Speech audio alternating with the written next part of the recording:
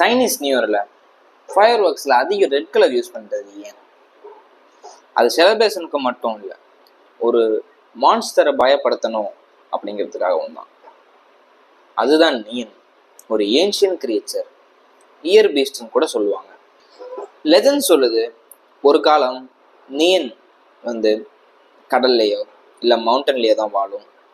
இயருக்கு ஒரு வாட்டி தான் அது வெளியே வரும்.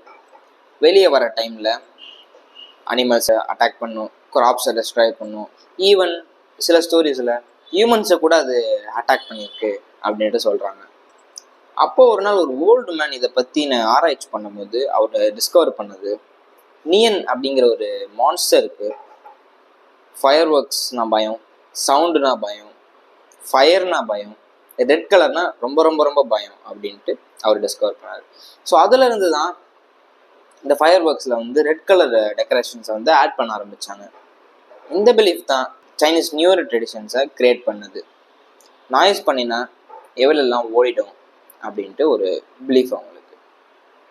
இன்னைக்கு நியன் அப்படின்னு ஒன்று இருக்குங்கிறத யாரும் நம்பலை, ஆனால் அந்த ட்ரெடிஷன்ஸ் இன்னும் ஃபாலோ பண்ணிட்டு இருக்காங்க.